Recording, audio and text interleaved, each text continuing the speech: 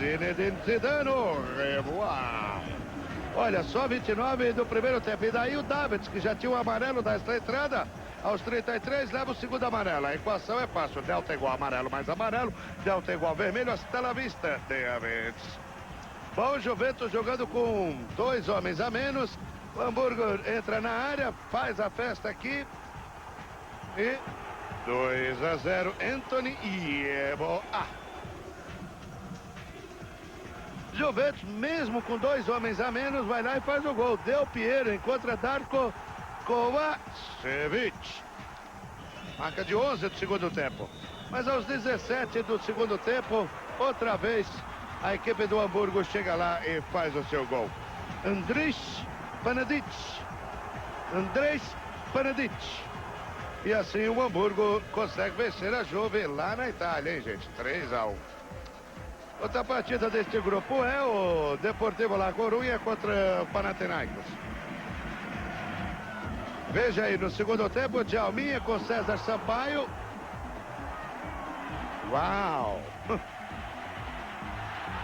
Outra vez, o Padiani avança, pra lá, pra cá, pelo meio. E a boa defesa de Konstantinos Tchaukas.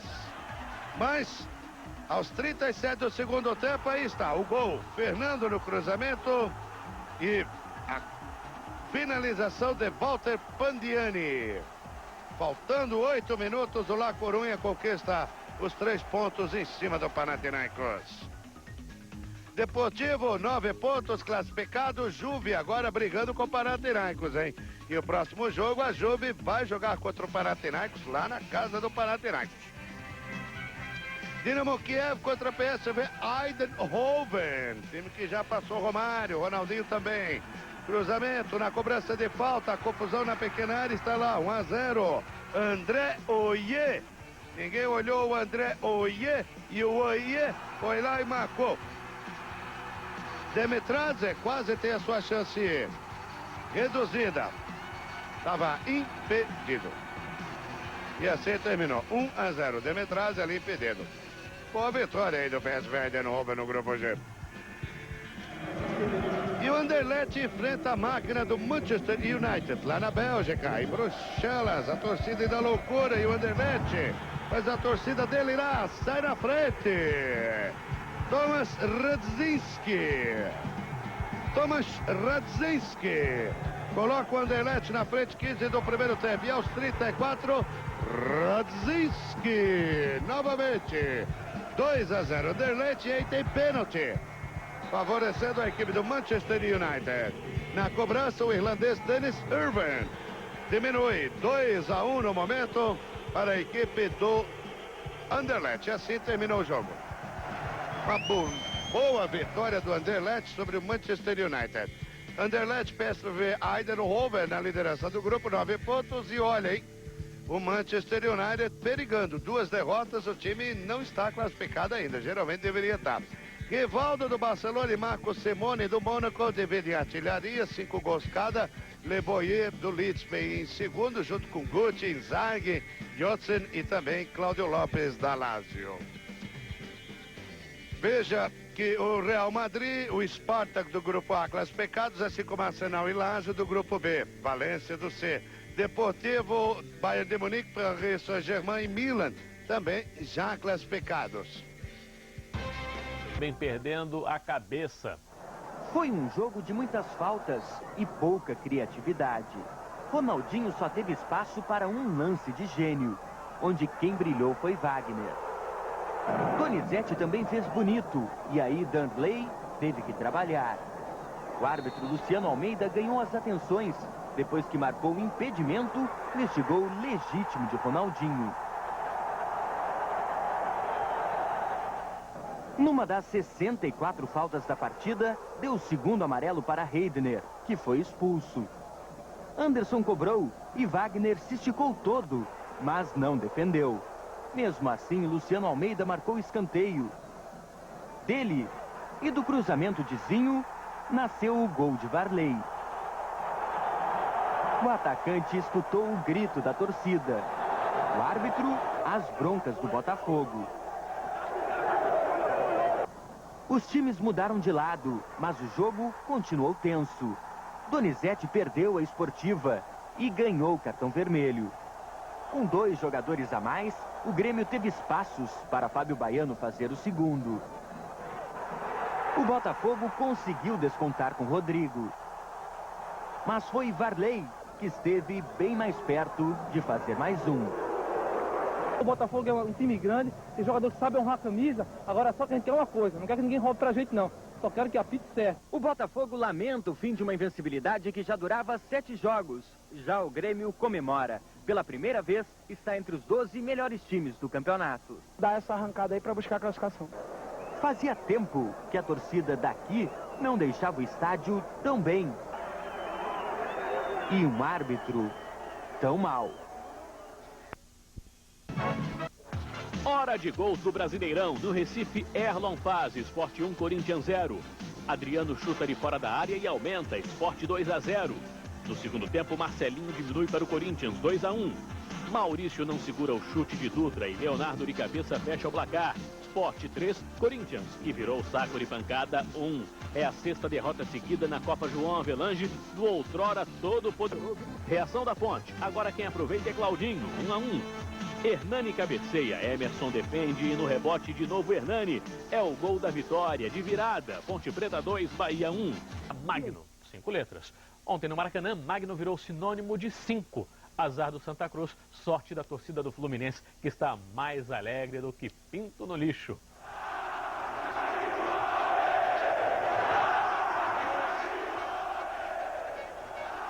Essa é a história de como, em uma partida, Magno Alves atropelou os concorrentes de artilharia. Aos 7 minutos, ele abre o placar. 12º gol de Magno Alves no campeonato. Ele está chegando nos principais artilheiros. O gol de empate do Santa Cruz, marcado por Márcio Alain, e os outros lances de perigo do jogo perderam a importância. Magno Alves é o nome. Ele marca o segundo, 2-1 Fluminense. 13º gol no campeonato. Magno Alves está colado em Romário e Dil. Magno Alves domina a bola na área. Adivinha o que vai acontecer? É o 14º gol de Magno Alves no campeonato. Ele agora é vice-artilheiro, empatado com Romário. Que fome é essa? Deixa para os outros também, rapaz. E ele deixa para Rony fazer 4-1 Fluminense. Mas foi só uma pequena pausa. Magno Alves está insaciável. 4º gol na partida. E no campeonato, é o 15º gol de Magno Alves. Ele agora é artilheiro do campeonato, empatado com o Dil. Então vai, rapaz. Ninguém segura o homem mesmo. Faz logo mais um. 5 gols na partida, 16 no campeonato. Agora Magno Alves é o grande artilheiro da Copa João Avelange. Quantas vezes você já tinha feito 5 gols numa partida? Uma pelada. É difícil, viu? O goleiro João Carlos não acredita. 6-1, a maior goleada da Copa João Avelange. Não tem como explicar. Se você não pensar bem, você desiste de tudo de um momento para outro. Tudo culpa de Magno Alves, maior goleador da história do Fluminense em um campeonato brasileiro.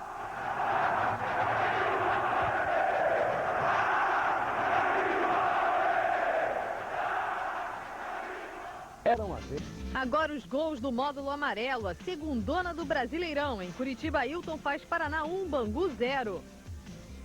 Marco Aurélio bate a falta. Dailton aproveita o rebote do goleiro Marcos e de cabeça empata para o Bangu, 1-1. Segundo tempo, com uma bela cobrança, Ronaldo Alfredo garante a vitória. Paraná 2, Bangu 1. Na semifinal, o time de Curitiba vai enfrentar o Remo. Em Belém, Mantena sofre pênalti. Jobson cobra e fecha o placar. Paysandu 1, Fortaleza 0. Agora o Paysandu faz a outra semifinal contra o São Caetano. Também na capital paraense, Robinho faz Remo 1, Caxias 0. E é o mesmo Robinho que aumenta, Remo 2-0. Agora Alexandre deixa a defesa adversária na pior e fecha o placar. Com direito à comemoração, claro. Final, Remo 3, Caxias 0. Que vem o Paraná. Em São Paulo, Ailton ajeita de cabeça e esquerdinha faz São Caetano 1, Náutico 0. Paulo César cobra a falta e empata para o Náutico, 1-1. Também de falta, Ademar bota o São Caetano na frente de novo, 2-1. César sofre pênalti. Ele mesmo bate e aumenta, São Caetano 3-1. Segundo tempo, Wagner recebe livre e enche o pé, São Caetano 4-1. Márcio Grigio cabeceia na trave, a bola bate no goleiro e entra, São Caetano 5-1. O Náutico diminui com Silvio de cabeça, 5-2. Márcio Grigio recebe o lançamento e bate de primeira. Final, São Caetano 6, Náutico 2. Agora o São Caetano pega o Paysandu. Os primeiros jogos das semifinais estão marcados para a próxima quarta-feira. E vale lembrar que 3 desses 4 times vão se juntar aos 12 do módulo azul e ao solitário classificado da Terceirona para a disputa da fase final do Brasileirão. Dizem que a fé remove montanhas, mas também tem gente dizendo que a fé ganha jogo no Rio. A chama da fé.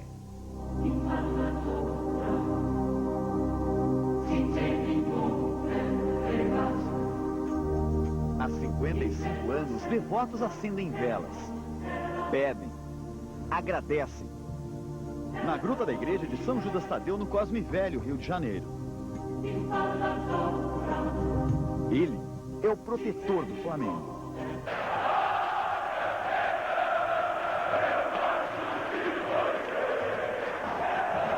Aqui na barraca Nossa Senhora da Sabedoria, que fica no pátio da paróquia, havia algo que a torcida do Flamengo não considerava muito sábio.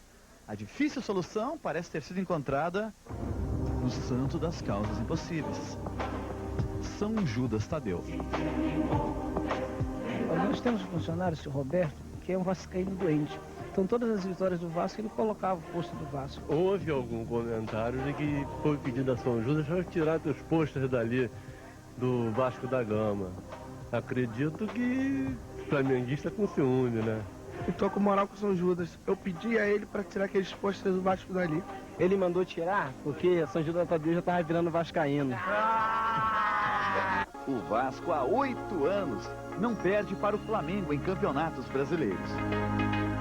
Na Capela de São Januário, Rio de Janeiro, está a Santa Protetora do Vasco da Gama, Nossa Senhora da Vitória.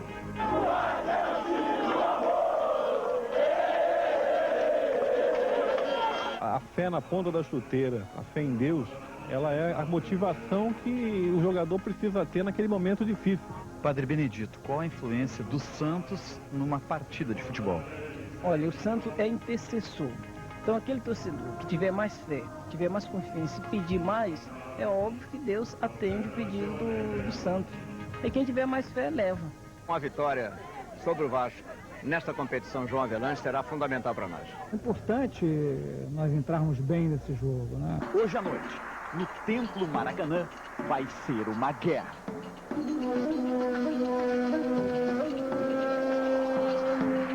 Uma guerra santa.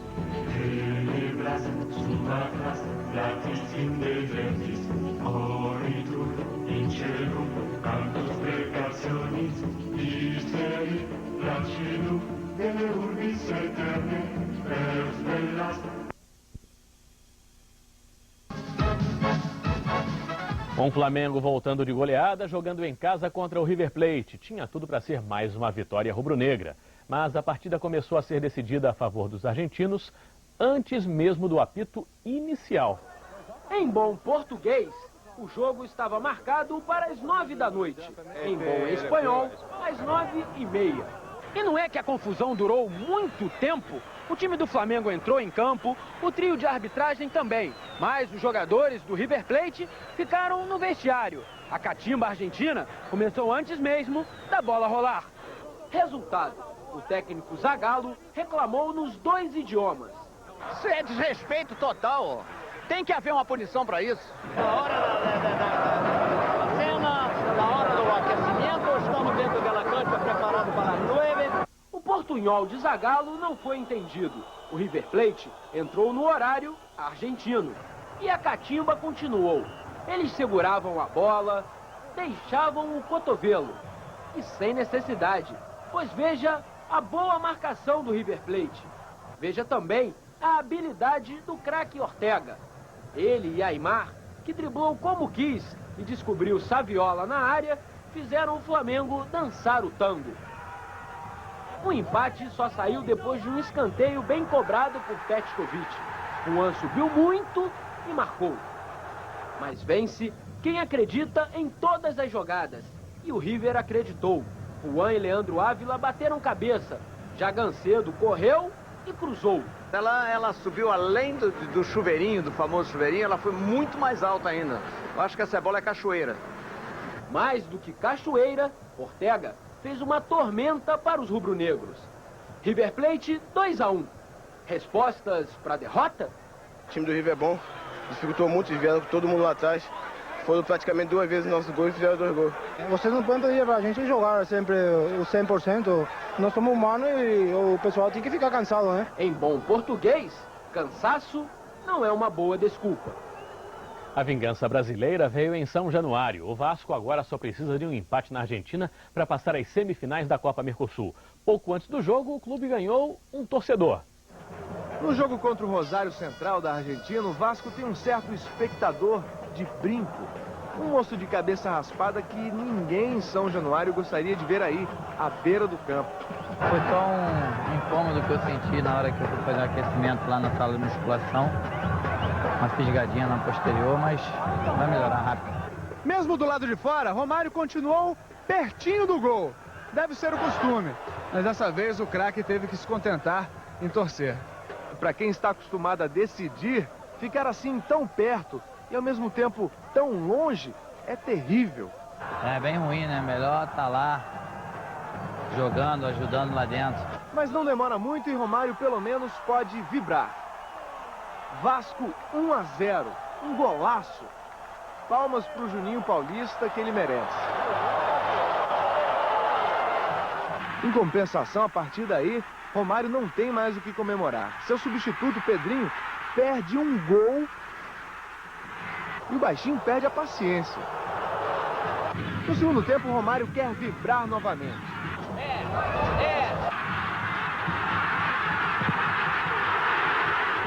Oh, aflição! O Vasco não consegue ampliar. E o Rosário só não empata porque Helton salva o time 2 vezes seguidas. É para ficar com o queixo caído. 1-0 não é resultado para deixar ninguém tranquilo para o jogo de volta na Argentina. É claro que o ideal seria se a gente tivesse feito mais gols, mas uma vitória é sempre importante. Na próxima partida tem Romário? Deus quiser, vou fazer o máximo para voltar o mais rápido possível. Esse é o consolo, Romário. Melhor ter um torcedor a menos e um craque a mais. Você lembra? Pois é. Quem será que levou a melhor desta vez? Pela última vez, o estádio de Wembley se preparava para uma festa. Mas dessa vez, os que entravam em campo estavam consideravelmente mais elegantes. A festa era para arrecadar dinheiro para uma organização de caridade que ajuda crianças vítimas de violência. Show de Elton John, 2 para lá, 2 para cá, embora no começo da festa os pares ainda estivessem em times separados. Mas a principal atração era Pelé, como sempre, o centro das atenções. Sorrisos, abraços e autógrafos para todos. Muita gente achava que eu tinha jogado várias vezes no Wembley, não é? E eu nunca joguei. Então eu acho que essa homenagem, né, foi uma coisa que não tem, né, explicação. Eles chamarem um jogador que não é inglês, não é? Para fazer, entende, a última jogada num campo que é a igreja, né? O templo do futebol europeu. Pelé sempre chamou Wembley de igreja, catedral do futebol. Mas a catedral vem abaixo, estava velhinha, coitada, 77 anos.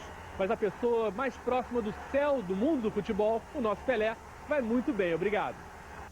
Na festa, essa cena apareceu num telão. A gravação do último gol de Wembley era mais um duelo entre Pelé, o maior jogador de todos os tempos, e o maior goleiro inglês de todos os tempos, Banks. Banks a caráter, Pelé de terno. Tocou no canto e comemorou. Mas e se Banks agarrasse? Não, e tem um problema do acidente, né? Porque ele teve um acidente e perdeu uma vista, né? Então eu estava até brincando, falei assim, pô, vamos combinar, porque senão vai ficar meio chato se ele pega.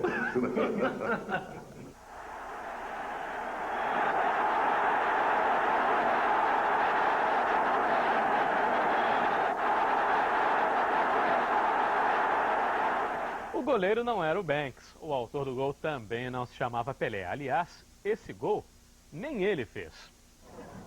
Eram 25 minutos do primeiro tempo do jogo Paysandu e São Caetano. Pressionado na defesa, Henrique resolve dar um bico na bola. Ela engana o goleiro Silvio Luiz e entra. Um gol que nem Pelé conseguiu. Tava tentando lançar o Zé Augusto ali, que puxou na ponta direita ali. Mas, graças a Deus, ela foi pro gol. E consegui fazer um gol que o Rei não fez, né?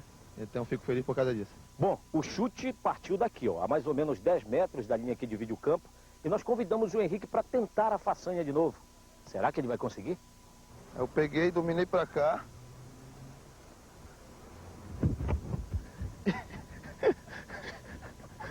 Vou tentar aqui. Henrique tentou 10 vezes. Logo na terceira tentativa, ele conseguiu acertar o gol. De terceira, hein? De terceira, hein? Mas a maioria dos chutes passou longe. O zagueiro de 23 anos reconhece que só conseguiu mesmo com a ajuda divina. Eu dei o chute pra frente, quem fez o resto foi Deus. Mas, Pelé, um abraço do Henrique aqui do Pará, mas você me desculpe, que foi um gol bonito, foi.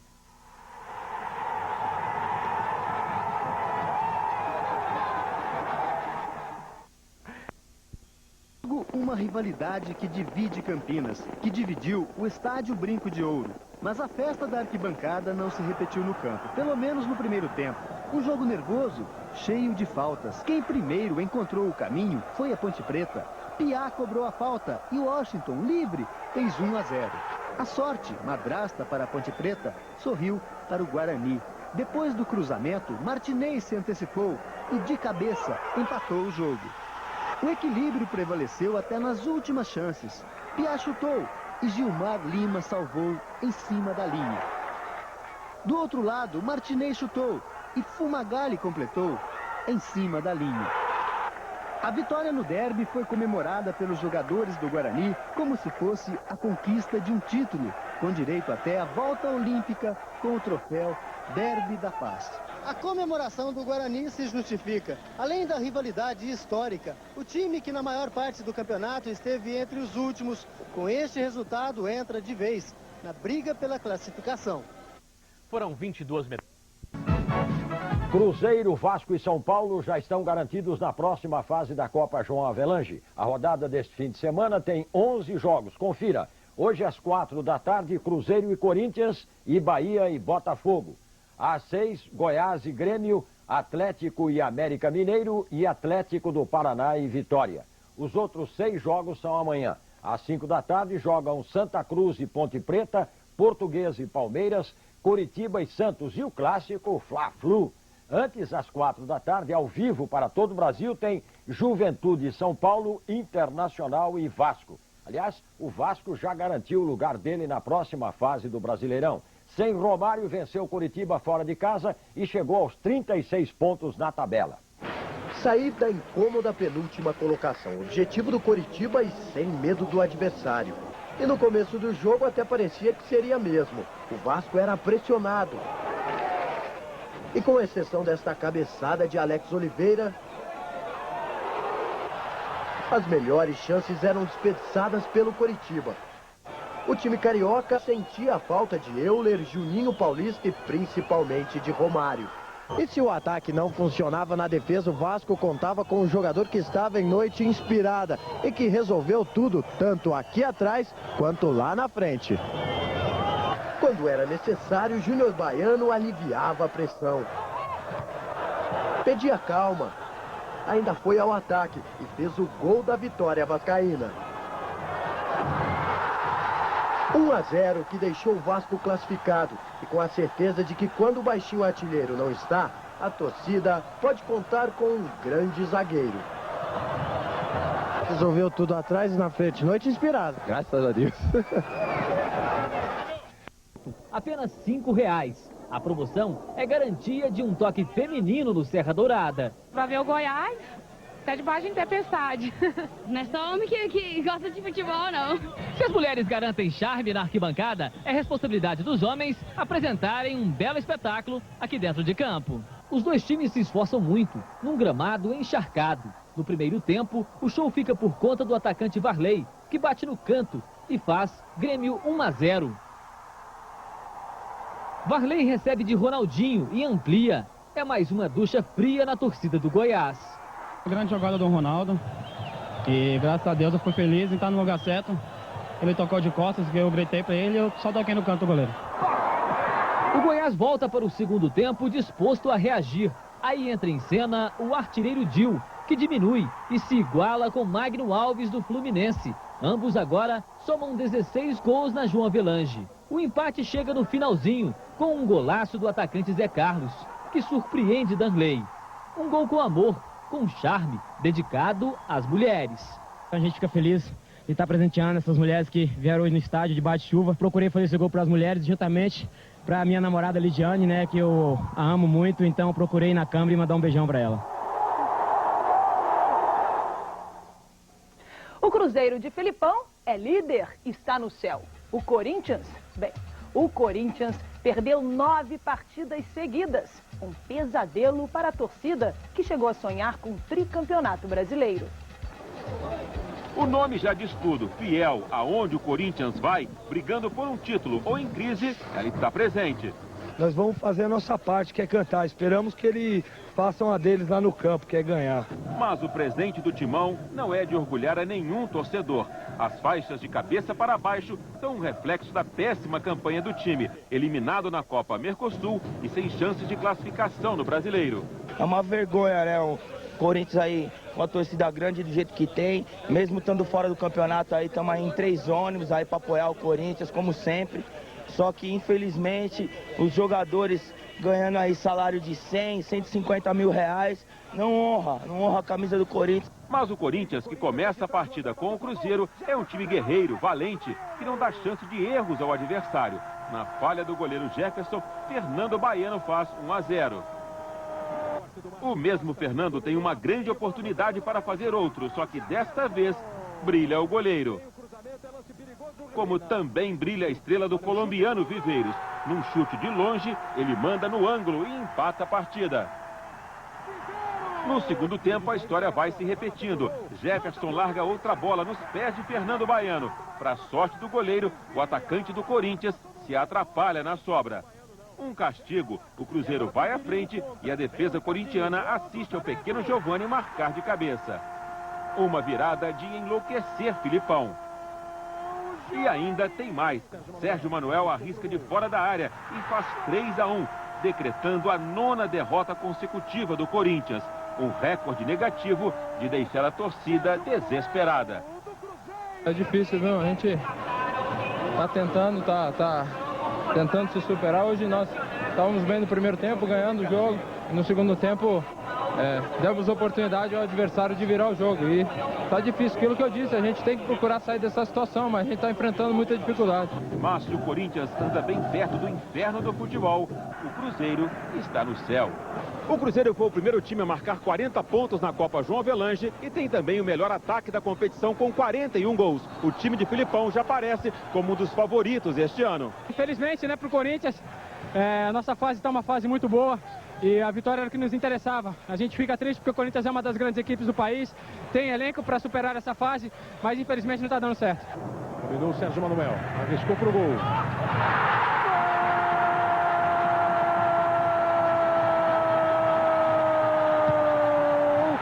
Sérgio Manuel do Cruzeiro!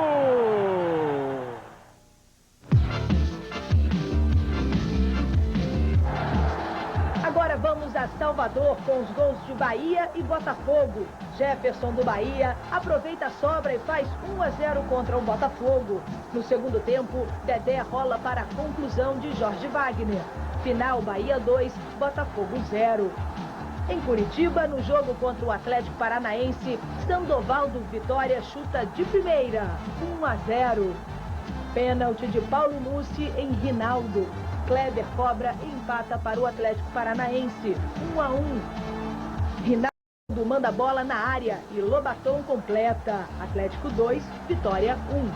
Alessandro invade a área e chuta forte. Atlético Paranaense 3, Vitória 1. No confronto entre os mineiros de Atlético e América, Celso chuta. E no rebote do goleiro Veloso, Wellington Paulo decide o jogo. 1-0 para o América, placar final. Vasco que entra em campo sem Romário e sem muita empolgação. Um Internacional que deixa claro o que quer, mesmo antes da partida começar. Vamos vencer junto, E assim é o jogo. A bola que rola com facilidade nos pés dos gaúchos só para quando Marcelo encontra Rodrigão. E ele o gol, depois de 4 jogos.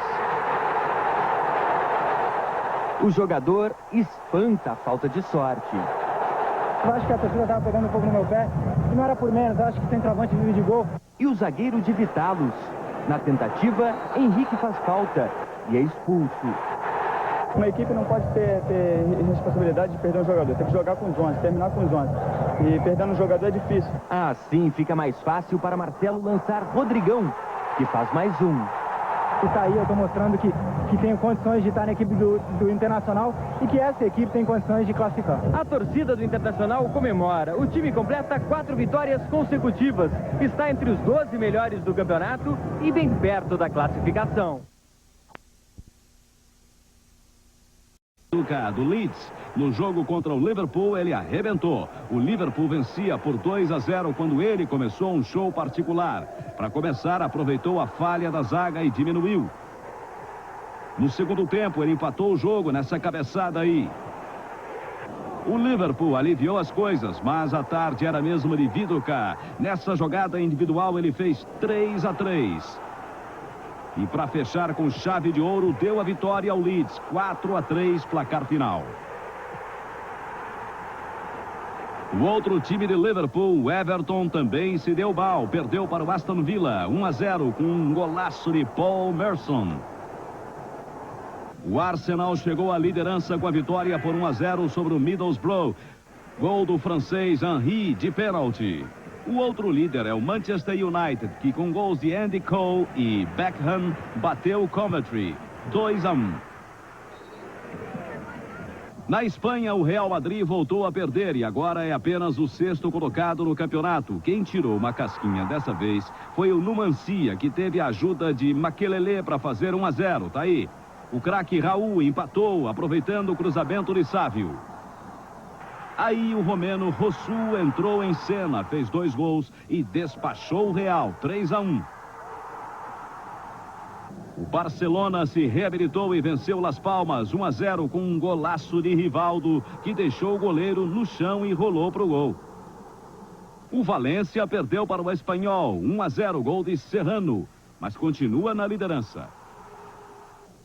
Aqui no Brasil, uma jogada para animar o nosso sofrido futebol. De Curitiba, a resposta dentro do campo para os dirigentes que modificaram as regras do Campeonato Brasileiro. O Paraná, que mesmo em meio à grande festa de distribuição de vagas para a Copa JH, ainda assim foi rebaixado para a segundona. Dá a volta por cima de maneira honrosa. É finalista do módulo azul e está classificado para os playoffs do tal meia-boca. No Mangueirão, o Paraná abriu o marcador com Marcelo, colocando a bola na cabeça de Flávio, 1-0 para a surpresa da galera do Remo. O time da casa empatou depois do árbitro Jamir Carlos Garcês marcar pênalti nesse lance do zagueiro Nem. Robinho foi lá e conferiu, 1-1. Mas a vaga seria mesmo do Paraná. Mais uma vez, Marcelo cruzou, só que desta vez quem mergulhou e acertou a cabeçada foi Márcio, 2-1. O Paraná já está lá. Você tem que comemorar porque o objetivo foi atingido.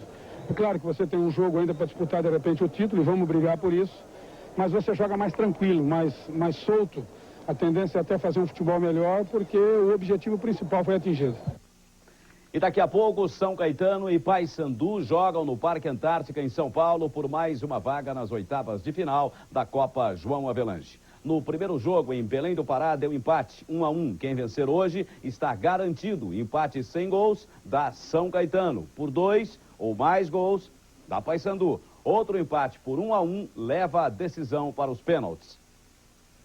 Mais gols do Brasileirão em reta final. Destaque para as vitórias do Atlético Paranaense, América Mineiro, Juventude, com a colaboração do goleirão Rogério Ceni. Do Coritiba também para cima do estrelado Santos e da Ponte Preta. Com este lindo gol de Washington, a Macaca de Campinas iniciou a goleada sobre o frágil Santa Cruz, que permanece na lanterna da Copa, e a Ponte cada vez mais perto da classificação. Os pobres pernambucanos ainda viram Macedo fazer o segundo e Washington cravar o seu 13º gol na lista de artilheiros. Na Arena da Baixada, o Atlético Paranaense tomou um gol de Sandoval do Vitória, mas na segunda etapa deu um corretivo nos baianos de Ricardo Gomes e virou 3-1. Veja o oportunismo, a excelente presença de área de Lobaton no gol de virada paranaense. E acompanhe agora a bela jogada individual de Alessandro, fechando o placar em Curitiba. No Serra Dourada, o repatriado Varley do Grêmio, no primeiro tempo, foi o dono da festa na casa de Dil. 2 gols com muita categoria quase derrubaram o Goiás. Mas no segundo tempo, o Dil diminuiu e alcançou Magno Alves no topo da artilharia, com 16 gols. No minuto final, o atacante Zé Carlos acertou esse tirambaço aí, empatando o jogo em 2-2, Grêmio e Goiás. Eu fui feliz na hora que eu vi ela batendo na trave e mexendo a rede, eu não tinha nem o que fazer dentro de campo, fiquei muito feliz. No desmotivado Clássico Mineiro entre América e Atlético, o América levou a melhor. Wellington Paulo aproveitou o rebote de Veloso e marcou o solitário gol no final da tarde de sábado em Belo. Esta, com certeza, não foi a melhor partida de um goleiro do São Paulo em toda a história tricolor. Foi sim uma tarde para esquecer de Rogério Ceni. O goleiro titular da seleção brasileira falhou e feio nos 3 gols do Juventude. 3 bolas defensáveis daquelas que até eu pegaria, hein, Rogério? Suas penosas até tiraram o brilho do lindo gol de honra do São Paulo, marcado por França. Pois é, líder absoluto, com vaga asseguradíssima nas oitavas de final da Copa, o Cruzeiro joga quarta-feira pela outra Copa, a Copa Mercosul. Felipão e companhia precisam vencer o Palmeiras por 2 ou mais gols de diferença e nada melhor para animar a turma do que bater no saco de pancadas Corinthians. A vitória de sábado sobre o Corinthians pelo João Avelange deu novo ânimo ao Cruzeiro, que mais uma vez pega o Palmeiras pela Mercosul. O time paulista traz a vantagem do último confronto, mas o time mineiro joga em casa com o apoio da torcida e promete não dar moleza. Um pouco difícil, né? A gente sabe das dificuldades, até pela rivalidade que existe, né? Entre Cruzeiro e Palmeiras nos últimos anos aí. E também nós do Cruzeiro vamos colocar essa rivalidade em campo também. Essa rivalidade sadia, jogar o nosso futebol e ir atrás do nosso objetivo, sem dúvida nenhuma, que é a classificação. O torcedor cruzeirense que está em casa tem que saber que a parte dele ele tem que fazer, que é encher o Mineirão, nos ajudar. Essa pressão é gostosa para o nosso lado e, em contrapartida, o Palmeiras pode sentir. Então, cruzeirense, saia da toca e venha nos ajudar. O empate com a Portuguesa deixou o Palmeiras complicado na classificação da Copa João Avelange, aquela. Só que o negócio esta semana é a Copa Mercosul valorizadíssima. Um empate com o Cruzeiro em Belo Horizonte garante o Verdão nas semifinais. O empate foi um mau negócio para as duas equipes. O Palmeiras saiu na frente com o gol de Arce. O time não conseguiu segurar a Portuguesa, que empatou num chute de Lúcio que desviou em Galeano. Um pouco mais longe da classificação na Copa João Avelange, o Palmeiras agora vira o jogo e parte para outra competição. A definição da vaga para a semifinal da Copa Mercosul contra o Cruzeiro em Belo Horizonte. O Palmeiras joga por um empate. A vitória por 3-2 da primeira partida garantiu essa vantagem. Os jogadores garantem que estão preparados para suportar a guerra de nervos que eles vão encarar. Muitos deles aprenderam a conviver com esse tipo de situação durante os quase 3 anos que Luiz Felipe Scolari comandou o time. Agora Filipão está do outro lado. Resta saber se o treinador ensinou todos os truques. Ele sabe como remotivar uma equipe, né? Como remotivar um grupo. Eu tenho certeza que ele está trabalhando a cabeça dos jogadores, até pelo fato de ter conseguido fazer esses 2 gols no final do jogo. Apesar da calma demonstrada por todos, a semana é decisiva para o Palmeiras. Em 5 dias, o time jogará 3 partidas que irão definir o seu futuro na Mercosul e também na João Avelange. Para se dar bem, nessa hora, a tranquilidade pode fazer a diferença. Tranquilidade que faltou para Argel, que depois do treino foi discutir com o torcedor na arquibancada. E eu subi lá em cima apenas para perguntar para ele ou para tirar satisfação. Subi lá em cima e ele falou totalmente diferente. Me pediu desculpa, aquela coisa toda, que não ia fazer isso. E se ele tivesse confirmado, a coisa ia ser diferente, a conversa ia ter outro tom.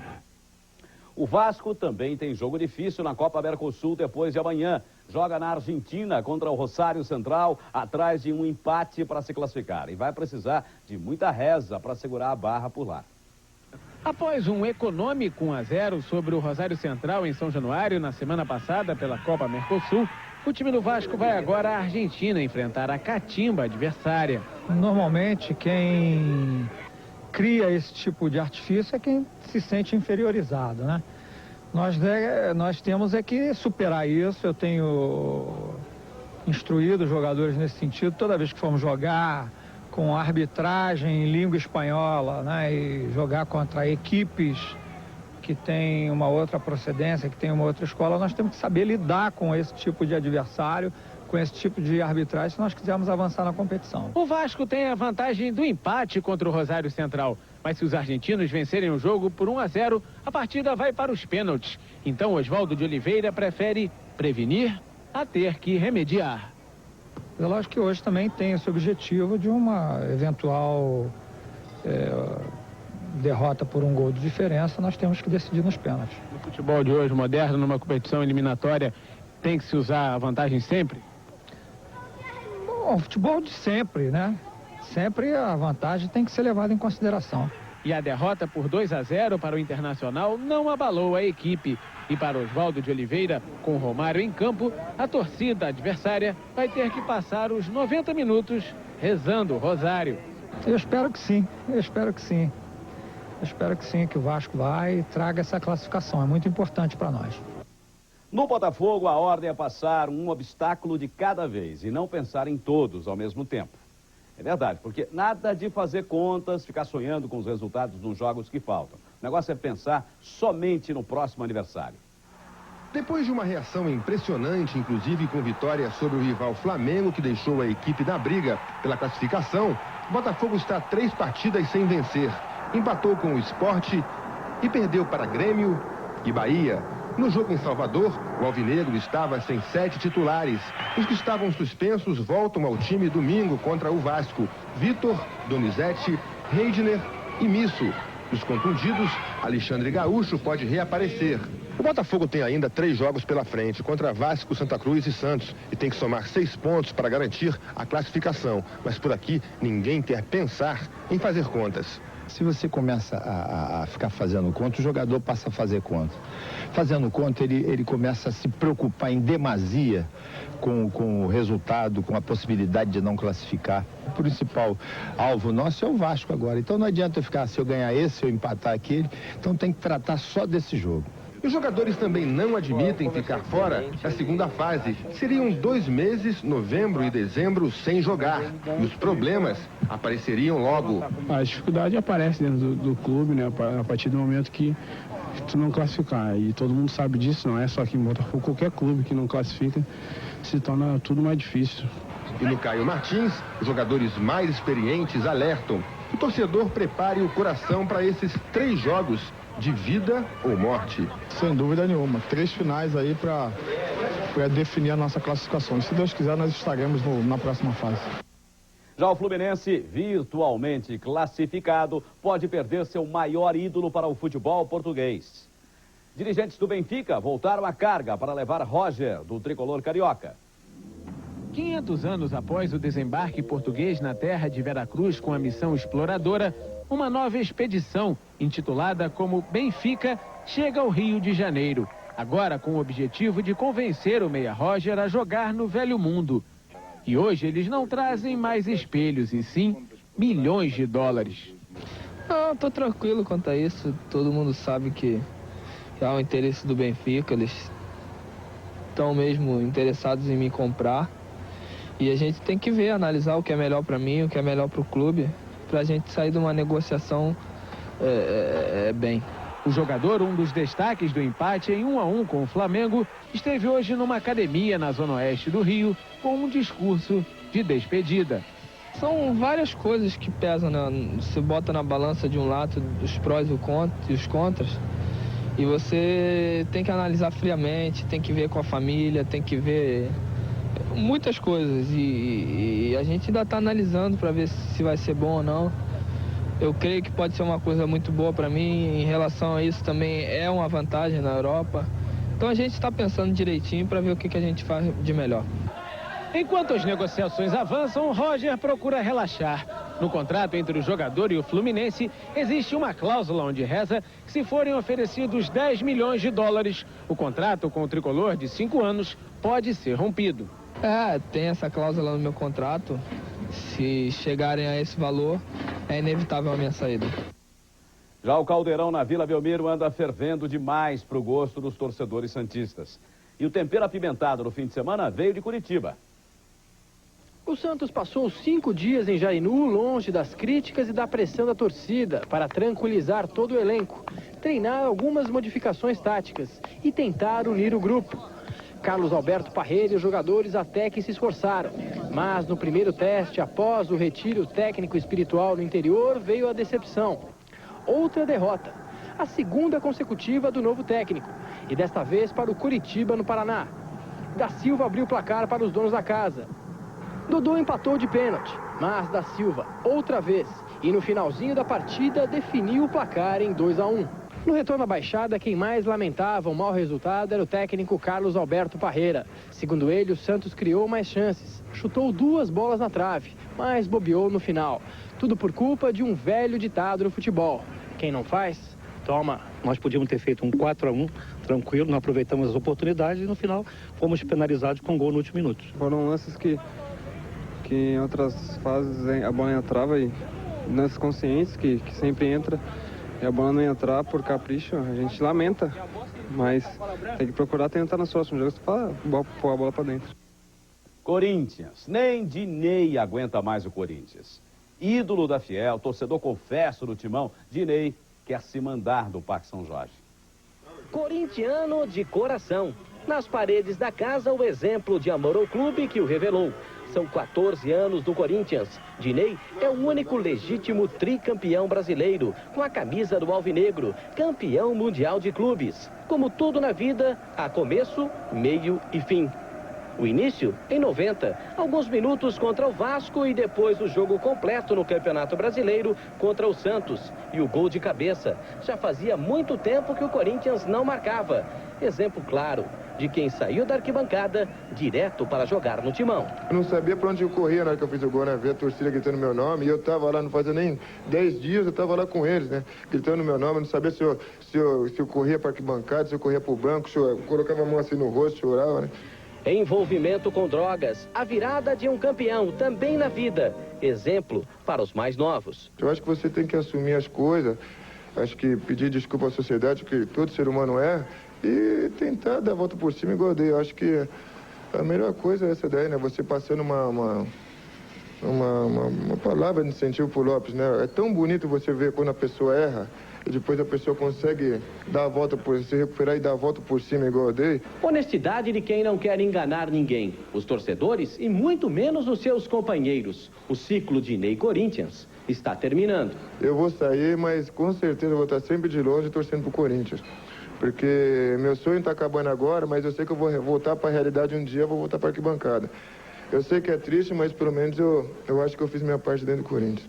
O que fazer então nos poucos jogos que restam ao Corinthians ainda neste ano? E qual é a imagem que Dinei gostaria de deixar para a galera? E como eu gosto desse clube, pelo menos nessas 4 partidas eu vou dar tudo para o Corinthians pelo menos ter algumas vitórias para a gente sair pelo menos com a cabeça erguida do campeonato. Um beijo a vocês. Desculpa, mas eu sei que eu dei tristeza e alegria ao mesmo tempo.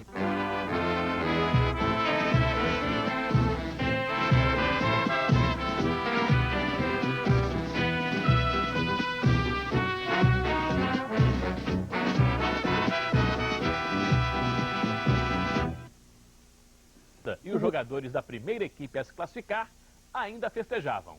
A torcida do Paraná Clube não consegue parar de festejar desde que o time venceu o Remo no domingo e se classificou para a próxima fase da Copa João Avelange.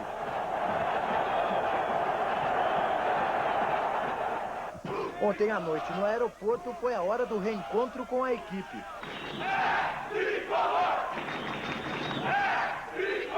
Essa torcida aí realmente é emocionante.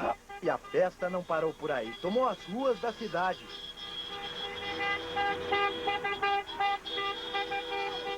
E foi acabar no estádio do clube, onde centenas de torcedores se uniram para comemorar. E tanta festa se justifica. Depois de 6 anos entre os grandes times do Brasil, em 99 o Paraná fez uma péssima campanha no Campeonato Brasileiro. E este ano começou a Copa João Avelange no módulo amarelo, mas deu a volta por cima e foi um dos primeiros times a garantir vaga entre os 16 melhores da competição. E hoje a equipe é uma equipe personalizada, é uma equipe que acredita no que pode fazer, está muito motivada. Eu acho que nós temos chance de fazer até uma boa participação nessa sequência do campeonato. Tricolor campeão! Campeão, tricolor! Festa também em São Paulo, num jogão de 9 gols que classificou São Caetano.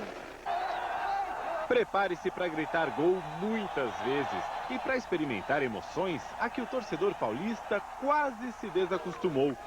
Tudo acontece no Palestra Itália. O São Caetano, jogando todo de azul, e o Paysandu, de branco, se entregam tanto ao jogo, ao ataque, ao gol, que quem se negaria a chamá-los não de times grandes, mas de grandes times? Preparado? Aí vai. O goleiro Ronaldo derruba Ademar dentro da área. Pênalti.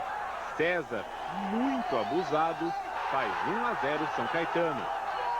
Esquerdinha cobra a falta e Daniel amplia, 2-0.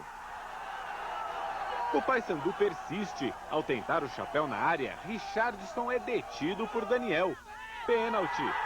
Jobson bate no cantinho, 2-1. O primeiro tempo acaba. Os gols, não. Ailton cruza e ao fazer 3-1 de cabeça, Ademar se torna o maior artilheiro da história do São Caetano, com 38 gols pelo clube.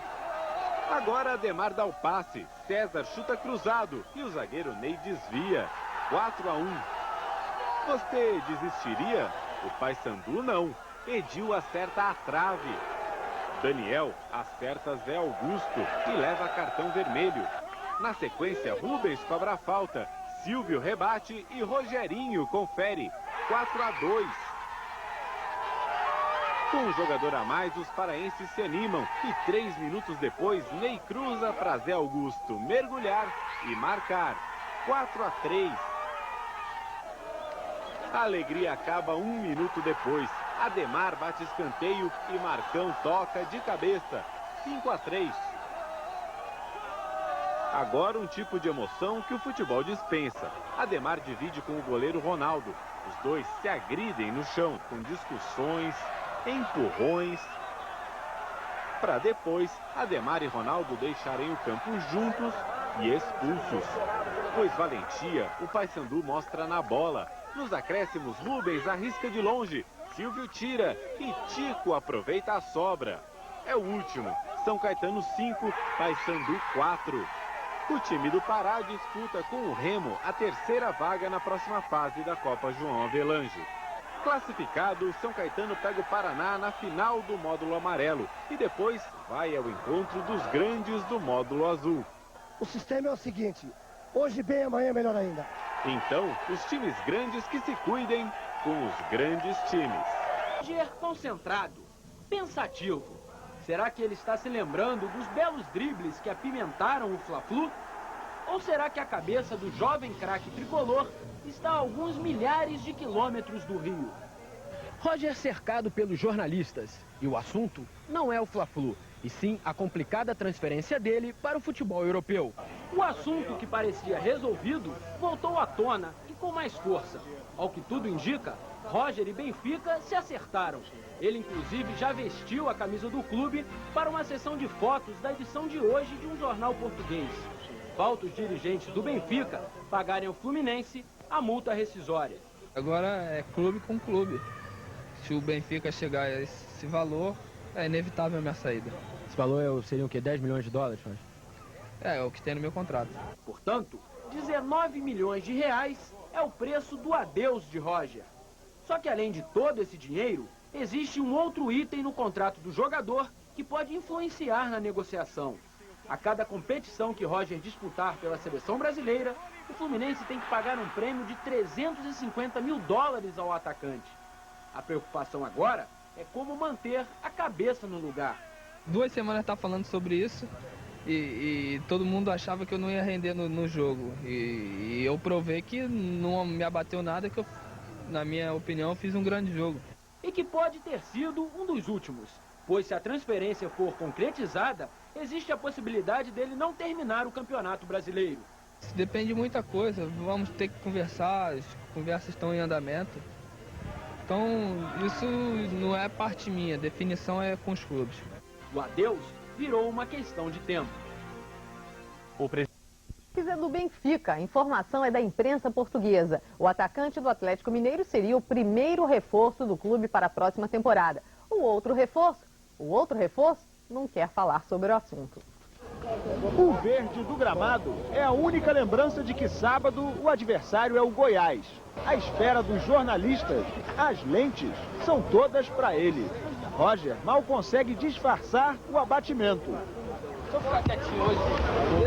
Roger nem queria falar. Estava mais para ouvir conselhos do amigo Roberto Brum. Com ele saiu até um sorriso. Eu sei que ele ama o Fluminense, como eu amo. A gente coloca o Fluminense, sempre colocou o Fluminense em primeiro lugar. Mas o romance ficou arranhado quando Roger posou antes da hora com a camisa do Benfica. Errei por confiar em algumas pessoas que eu não devia ter confiado. Em quem? Aí eu já não posso falar. Falar no assunto virou um tormento. Botar um ponto final na história, porque não tá dando mais isso na minha cabeça de todo dia ter que responder sobre essa situação. Né? Já que o próprio Roger não quer falar mais da novela, vamos falar de outra novela, O Sonho de Magno. Secando mesmo, vou te secar. Não vai fazer gol não vai fazer, ó. Mas Gil fez o dele contra o Atlético Paranaense e assumiu a liderança isolada do Brasileirão. Fala aí, Gil. Magno Alves, não foi hoje que você conseguiu me secar, mas sei que você é um grande jogador e está buscando o mesmo objetivo que eu. Um abraço. A rodada de ontem foi boa para o Botafogo. As derrotas de Internacional e Portuguesa ajudaram o time a manter a 12ª posição e aumentaram as chances de classificação. Bastam 2 vitórias. Rivaldo e Serginho marcaram na rodada de ontem da Liga dos Campeões da Europa. O lateral marcou o gol do Milan no empate contra o Leeds. Rivaldo fez 1 de pênalti nos 5-0 do Barcelona sobre o Besiktas. Pena que os resultados desclassificaram tanto o Milan quanto o Barcelona. Bom, depois do intervalo, o melhor time do mundo, mas a péssima campanha do Timão já está virando chacota. Sabe de quem? Do pior time do mundo. Ibis, o pássaro preto, que em Pernambuco, na década de 80, ganhou a fama de ser o pior time do mundo. Não é para menos, foram 3 anos sem vencer, com a incrível série em 1981 de 9 derrotas consecutivas. Corinthians, bicampeão brasileiro, campeão do mundo, mas que passa pela pior fase em 90 anos de história. O time paulista completa 9 derrotas seguidas. Não dá para escapar da comparação. Estaria o Timão se transformando num pássaro preto? Dizem que agora o Corinthians está tão ruim quanto o Ibis, então pelo menos o Corinthians está disputando alguma coisa, que é com o Ibis o título de pior time do mundo. A forma de perder, sem dúvida alguma, que é muito parecido, tanto em tipos de gols como em partidas. É o Ibis moderno, o Ibis rico, o Ibis do Sul. O Ibis está assim, parado. Os treinos só voltam a acontecer no dia 15 de novembro, quando o time completa 62 anos de vida. Mas a volta aos treinamentos pode ser antecipada, depende apenas da vontade do Corinthians. Se o Corinthians quiser, eu antecipo os treinamentos do meu clube para poder fazer essa partida, para tirar um tira-teima. Diante da fase negra do Timão, o presidente, diretor e dono do Ibis, Ozzy Ramos, está pensando em dividir o título, até porque o recorde do Ibis são 9 derrotas seguidas, que por isso mesmo pegou esse título do pior time do mundo. Então o Corinthians já está igual. Mas para o clássico entre os times acontecer, o Corinthians não pode continuar perdendo na Copa João Avelange. Só se ele não perder mais, porque vai ficar muito humilhante para o Ives jogar com um time pior do que ele. Tá rindo, hein? Então prepare-se para ver mais uma história sensacional que vai entrar para o folclore do futebol brasileiro. O jogo era entre Motoclube e Tunaluso no Castelão, em São Luís, pelo módulo verde e branco. Partida quente. E o árbitro cearense Marco Antônio Colares só advertiu os jogadores com cartão amarelo. Nada do vermelho. Até que, opa, peraí. Marco Antônio chama o assistente Manuel Aguiar. Vai logo, Manuel. Olha o contrabando. Seu Marco Antônio esqueceu o cartão vermelho em casa. No fim das contas, ele nem precisou do cartão. Ah, o Motoclube venceu o Tunaluso por 3-2.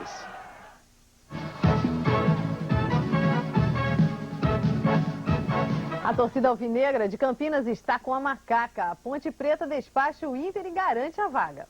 A Ponte Preta mostra mais uma vez que entrou no campeonato para ser finalista. Festa da torcida e bom futebol dentro de campo. A macaca nunca tinha vencido o Internacional de Porto Alegre em jogos oficiais. O Inter, bem que tenta manter a escrita, sai na frente, mas o gol contra de André Santos, no início da partida, não abala a equipe. O empate vem rápido. Ronaldão cruza e Marco Aurélio manda para dentro do gol. 1-1. Mas o empate é pouco. Hernani tem a chance da virada. Depois o Washington perde cara a cara com o goleiro. Mineiro sim, mostra o caminho certo da rede. De primeira, marca um golaço. 2-1. Segundo tempo, e o show pontepretano continua. Mineiro, em noite inspirada, é o nome do jogo. Ele cruza com perfeição e Macedo aparece no lugar certo, na hora certa. E de cabeça faz o terceiro da Ponte. 3-1. No final do jogo, Piá perde a chance de fazer o quarto e confirmar uma goleada. Foi uma noite de classificação, quebra de tabu e gols. Com esse resultado, a Ponte Preta assume a vice-liderança da Copa João Avelange com 37 pontos. E já se prepara para enfrentar no próximo domingo, em Belo Horizonte, o Cruzeiro, o líder do campeonato. Gil fez mais um e é o artilheiro isolado. Ele tem 17 gols em 21 jogos. O recordista é Edmundo, jogando pelo Vasco em 97, o atacante fez 29 gols. Na época, com os mesmos 21 jogos de Gil até agora, Edmundo já tinha marcado 19, 2 a mais. Mas vamos ao jogo. Jogando em casa, o Atlético pressionava o Goiás de todas as maneiras. Só faltava mesmo a bola entrar. Mas também para compensar a espera, Kleber fez bela jogada e marcou um golaço, 1-0. Já o Goiás pouco ameaçava. E quando chegava perto do gol de Flávio, era para aumentar o brilho do goleiro rubro-negro. No segundo tempo, o Atlético continuou perdendo boas chances de aumentar a vantagem. O Goiás, então, começou a assustar a defesa atleticana. Até que aos 37 minutos, Alessandro derrubou o Zé Carlos na área e o juiz marcou o pênalti. Gil bateu e empatou 1-1. Mesmo com o empate, Gil sai artilheiro de campo. Agora, com 17 gols, ele deixou Magno Alves para trás. Tem que fazer sempre o melhor para poder conseguir estar na frente. Do jogo Esporte São Paulo, mais que um vencedor, saiu um classificado.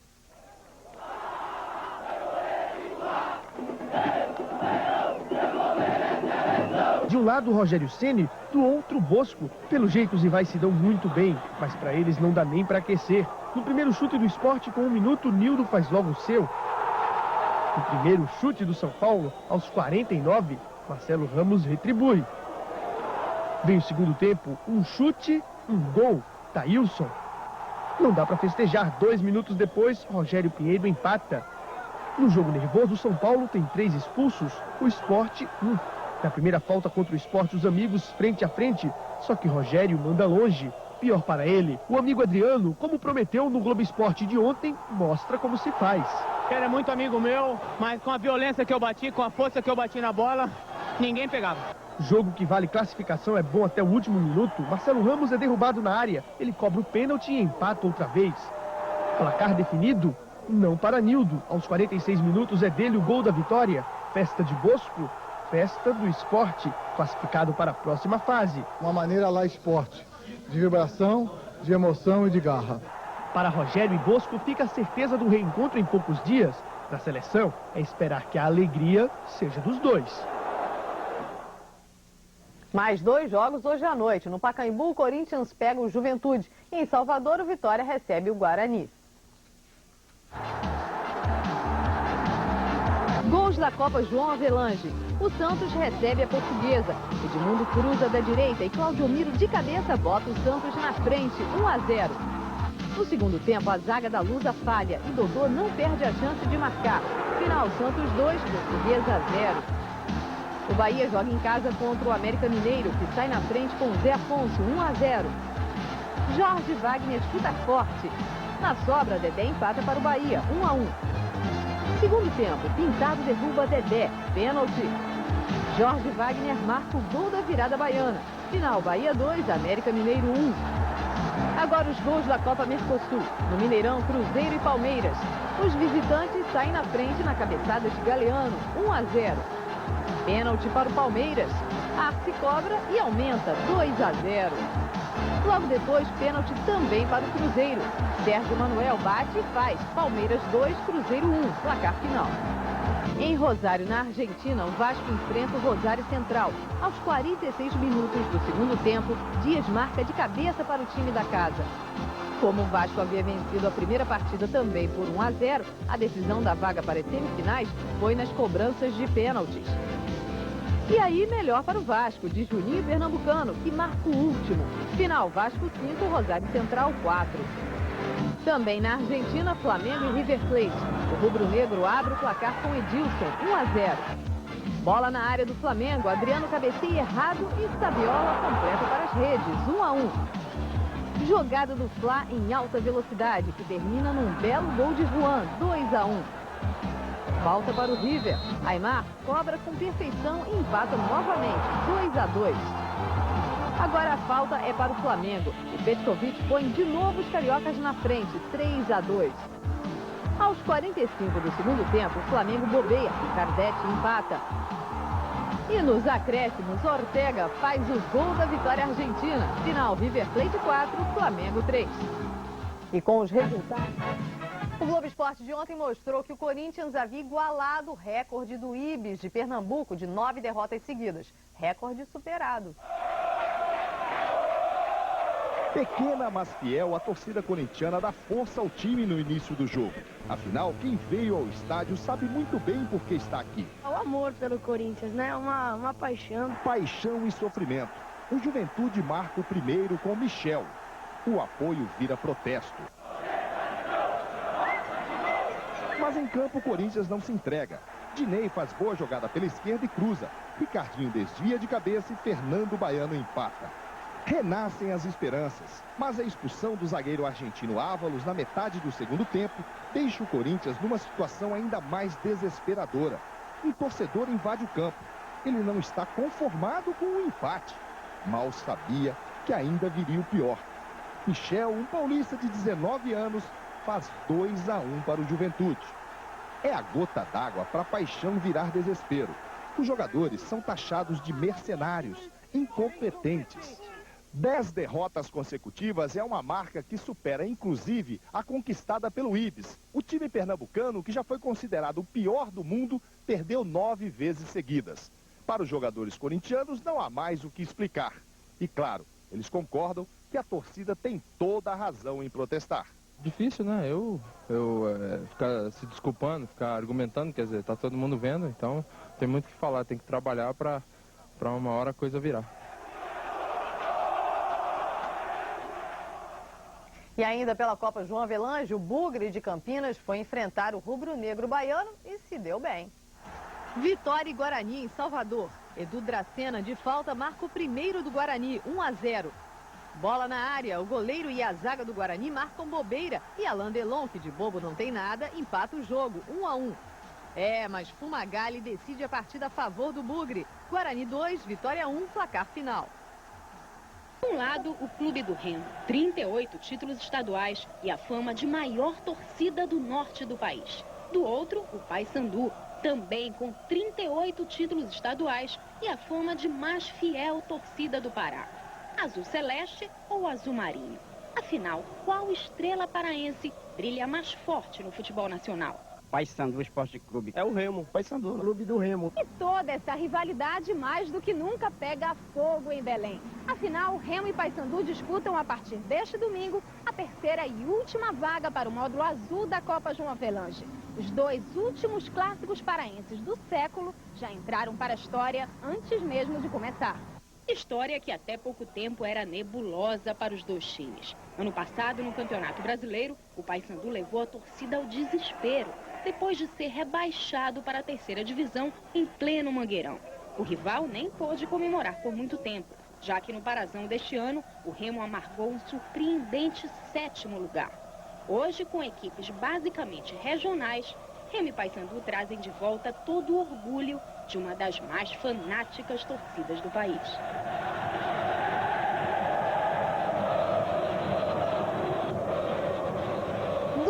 Cidade do México, Necaxa enfrentando o Irapuato.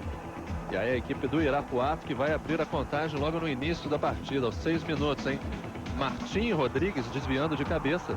Faz 1-0, vacilo da zaga do Necaxa. Nada no primeiro tempo, aos 43, pênalti para a equipe do Necaxa. Alex Aguinaldo cai e ele mesmo faz o gol de empate. 1-1 acaba sendo o placar final.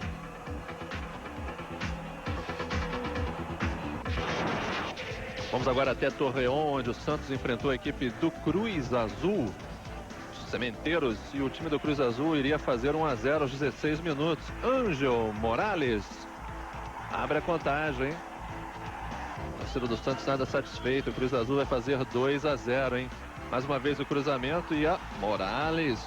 2-0, o segundo dele. Só dava Cruz Azul. 7 minutos depois, lançamento em profundidade. Francisco Palencia, jogador da seleção mexicana, hein? Com categoria, faz 3-0 para o Cruz Azul. Ainda no primeiro tempo, aos 36 minutos, o Santos diminui. Ared Borghetti vai aproveitar a confusão, o goleiro sai errado e o toque no rebote, fazendo o primeiro gol da equipe do Santos.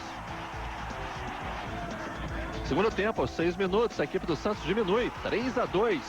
Johan Rodrigues, toque de cabeça, mas seria tarde demais. 3-2 acaba sendo o placar final, vitória do Cruz Azul. Vamos a Toluca agora, a equipe enfrentando o Guadalajara. Guadalajara conhecido como Chivas. E o Chivas vai fazer 1-0 aos 6 minutos, em boa troca de passe. Recuperação de posse de bola no meio de campo e o Marco Antônio Ruiz vai levando e manda no cantinho. 1-0 para o time do Chivas. A equipe do Toluca empataria aos 18 minutos. Cruzamento passa por todo mundo, chega lá do outro lado. E o Carlos Maria Morales mete lá dentro. Tudo igual. 1-1. Olha só o Toluca, hein? 2 vezes o goleirão consegue fazer a defesa. A bola explode no travessão. Tudo igual. Vamos agora ao segundo tempo. Aos 35 minutos. Chivas vai fazer 2-1. Praticamente sem ângulo. O Manuel Rios coloca lá dentro. 2-1, mais aos 47 minutos. Olha o Toluca chegando. Morales, 2-2. Outra vez ele. Carlos Maria Morales, o seu segundo na partida, empatando aos 47 da etapa final. Voltando à Cidade do México, a equipe do Atlante enfrentando o Pachuca. Pachuca que recentemente foi campeão mexicano, hein? Olha só, hein? Jorge Campos fazendo uma grande defesa. Ele mesmo, Jorge Campos, o goleiro do uniforme colorido. Aos 23 minutos, o Atlante vai fazer 1-0. Abundes, José Manuel Abundes de cabeça. Depois do cruzamento, garante a vitória da equipe do Atlante, que bate o Pachuca.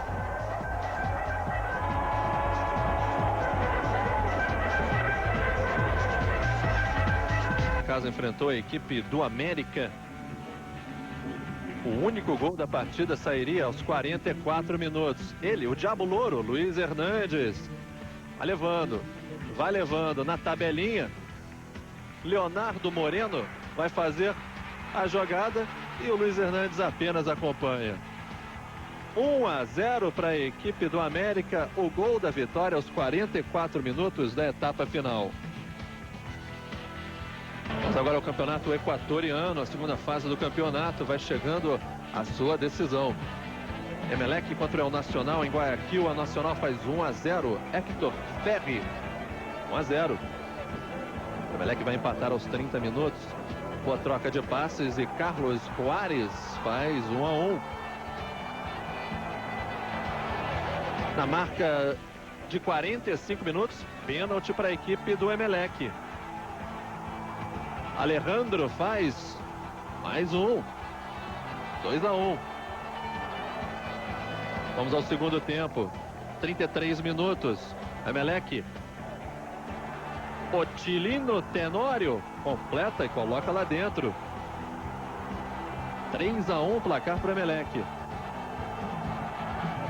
Pênalti para a equipe do El Nacional, hein? O goleirão saiu, derrubou e Diego Herrera diminui, 3-2. Acabou sendo o placar final, a equipe do Emelec se dando bem. Se enfrentando a equipe do Punta Arenas em São José. Saprissa, o líder. E o primeiro gol sairia aos 19 minutos, hein? Olha só a área cheia de papel.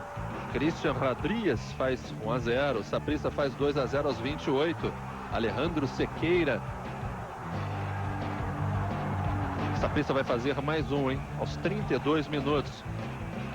Kevin Lacey aproveitando, praticamente sem ângulo, coloca lá dentro.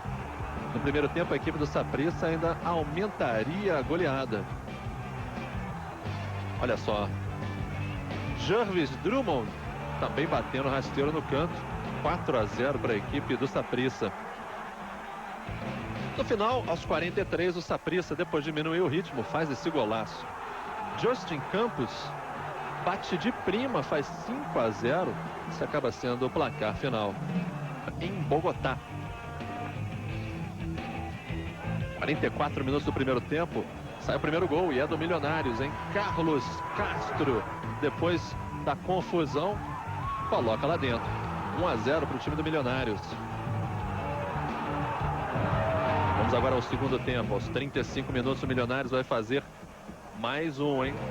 Andrés Chivita. Depois da troca de passe, 2-0. 3 minutos mais tarde, o Milionários faz mais 1 para fechar com chave de ouro. Castro de peixinho faz 3-0. Aí o Carlos Castro fazendo seu segundo gol da partida, 3-0. Tá com o programa, é hora de curtirmos alguns dos momentos da Liga dos Campeões da UEFA, que terminou na quarta-feira a sua primeira fase com algumas surpresas, hein? O Juventus eliminado de uma partida contra o Panathinaikos pelo grupo E, sem o Zidane, hein? Paulo Sousa fazendo 1-0 para a equipe do Panathinaikos aos 7 minutos de jogo. Jogo disputado em Atenas. Aos 24 minutos, a equipe do Juventus empataria. Filippo Inzaghi aproveita, faz 1-1. O primeiro tempo termina em 1-1. Vamos ao segundo tempo, aos 11 minutos. Pênalti para a equipe do Panathinaikos, hein? Liberopoulos é derrotado dentro da área. O adversário é expulso. Panathinaikos com Bacinas faz 2-1. Tremenda festa da torcida grega. E aos 20 minutos do segundo tempo, último gol da partida, Varzica, 3-1. Tremenda festa em Atenas, o Juventus eliminado da Liga dos Campeões. O Panathinaikos avançando à próxima fase.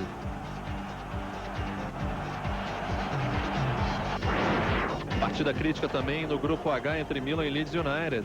Uma partida que envolveria indiretamente o Barcelona. O Barcelona precisando da vitória do Milan, mas é o Leeds que faz 1-0 com Dominique Mateu aos 45 minutos. No segundo tempo, Serginho vai empatar. 23 minutos. Levou sozinho, foi o grande destaque da partida o Serginho. Olha só, hein? Coloca no canto. 1-1. O Milan ainda teve várias oportunidades, não conseguiu fazer. A equipe já estava classificada. O Leeds United com empate passa a próxima fase. O Barcelona eliminado. Lyon e Olympiacos. Partida disputada no grupo C em Lyon. A equipe do Lyon vai fazer 1-0 aos 2 minutos em Laïle, aproveitando a jogada e toca de cabeça. O time do brasileiro Sonny Anderson consegue garantir a vitória de 1-0 e avança à próxima fase, eliminando o time do brasileiro Giovani. Olha só, depois do sorteio em Geneva, o grupo A fica assim: Panathinaikos, Valência, Sturm Graz. Manchester United também no grupo B, o Deportivo La Coruña, Milan, Galatasaray e Paris Saint-Germain.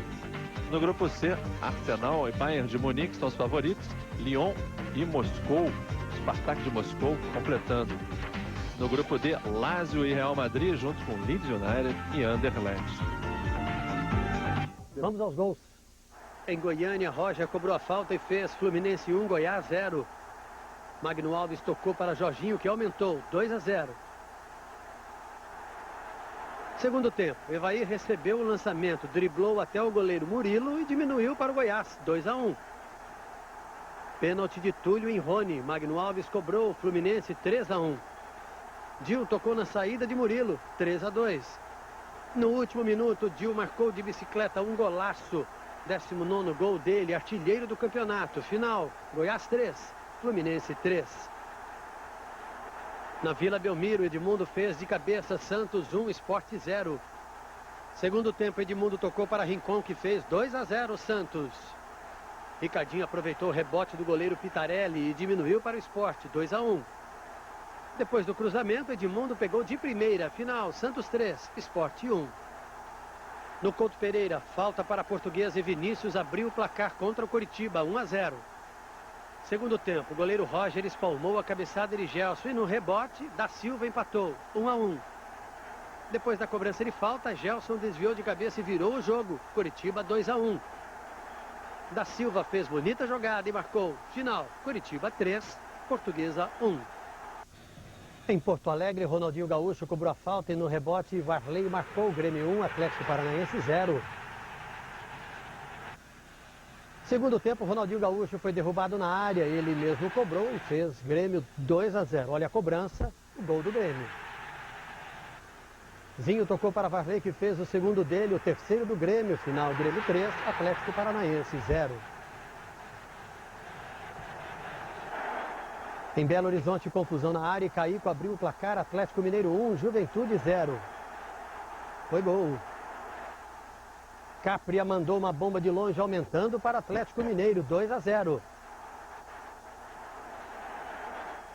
Segundo tempo, Luciano chutou forte, o goleiro Veloso defendeu, mas no rebote, Luciano descontou para o Juventude, 2-1.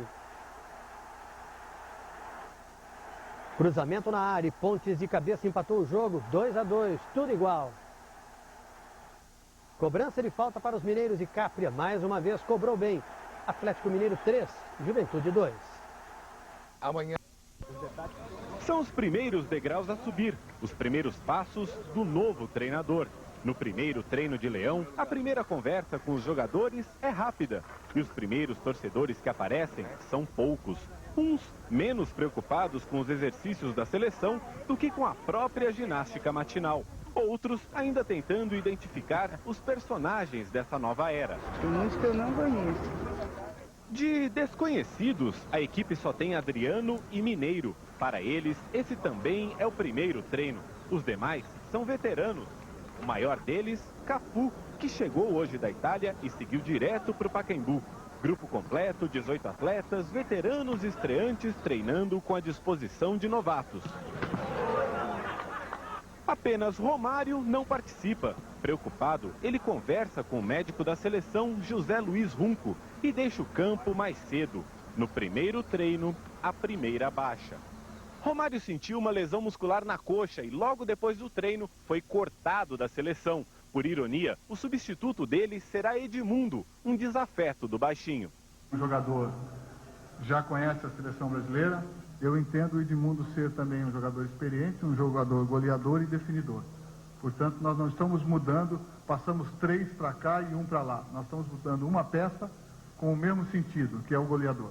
O Brasil está no momento de que está precisando ganhar os jogos. E o próximo jogo é contra a Colômbia. Os melhores jogadores, na concepção do treinador, têm que ser convocados. Se ele acha que fulano ou ciclano são melhores, eu tenho que torcer para o Brasil para que o Brasil possa conseguir mais 3 pontos.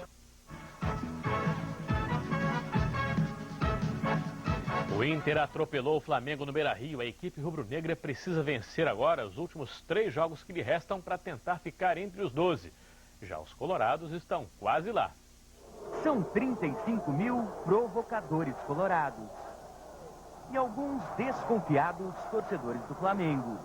Um time que não encontra espaços diante da forte marcação gaúcha, que dá liberdade para Rodrigão encostar para Fábio Rockenbach, que chuta. A bola desvia em Leandro Ávila e entra. Só que o Internacional queria enterrar qualquer pretensão do Flamengo. E para isso, Fabiano lança Rodrigão, que faz o primeiro gol dele na partida. Rodrigão driblou o goleiro. A chance, Rodrigão! Alex vem que tenta descontar. Numa casa onde o torcedor gaúcho ainda não estava satisfeito. E o terceiro vem de uma jogada aérea que Rodrigão aproveita. 3-0 para contar para todos, para incomodar alguns. Contra o Vasco, ele marcou 2 gols. Contra o Flamengo, repetiu a dose. O atacante Rodrigão, mais uma vez, foi o caçador dos cariocas. Realmente, eu acho que tem que ficar um pouco aqui no sul, não posso jogar lá no Rio, senão a torcida vai me pegar. Mas por aqui, Rodrigão pode jogar. E bem tranquilo.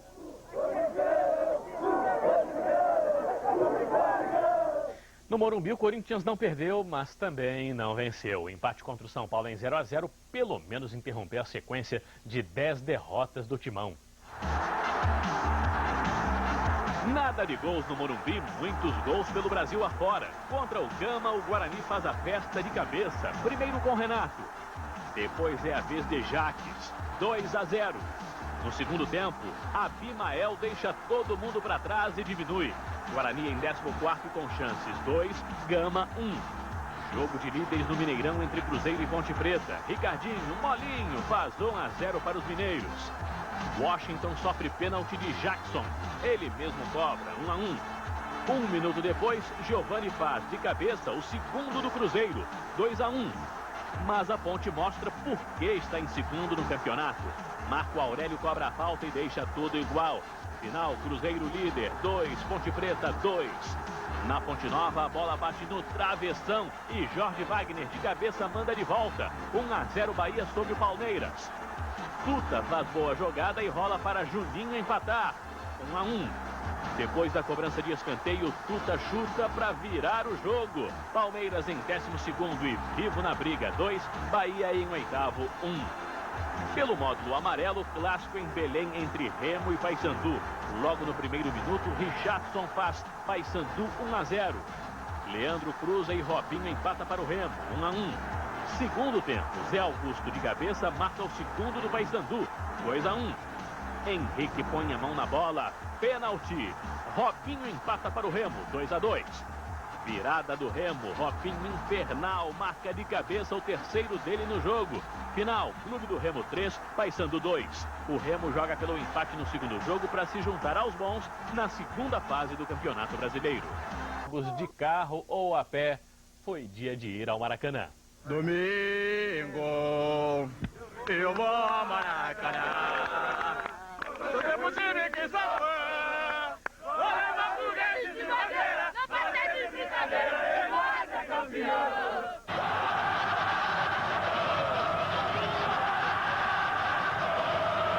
Porque meu time bota pra ferver e o nome dele são vocês que vão dizer.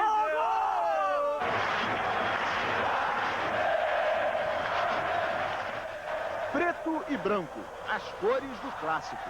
Acho que o Botafogo sempre foi um grande adversário do Vasco, mas eu sempre dei muita sorte, né? Quem está sem sorte é o sucessor de Roberto. Romário fica apenas 25 minutos em campo. Ele passa mal, tenta se recuperar, mas não consegue. tem que sair carregado. Ele tem um distúrbio neurovegetativo, está tonto, não está em condições de continuar. Isso é uma série de motivos, pode ser estresse, calor, alimentação, enfim. E o tal distúrbio neurovegetativo parece contagiar o time inteiro do Vasco. O ataque do Botafogo vira ataque de nervos para o goleiro Elton. Será que essa tonteira vai passar? Tá melhorando, sem problema nenhum. Bom mesmo da cabeça está o atacante Zé Carlos. Bom não, ótimo. Se os vascaínos já estavam assim meio grogues, imagina depois que Denis acertou a trave. E depois que Misso saiu driblando, até achar Rodrigo, que achou as redes. Um gol com dedicatória. Para todos que me amam e pra essa torcida maravilhosa. Romário está de olho e vê o gol que Viola acaba de perder. Pedrinho acerta. Só que a lucidez dura pouco. Lá vem Alexandre Gaúcho. E se não fosse a trave... O resultado foi a 4ª derrota seguida do Vasco. O Botafogo chega aos 32 pontos e precisa de mais 4 para se classificar. Os 2 últimos adversários vão ter que se cuidar. Sabe por quê? Porque meu time bota pra ferver. E o nome dele a torcida vai dizer oi, oi, oi.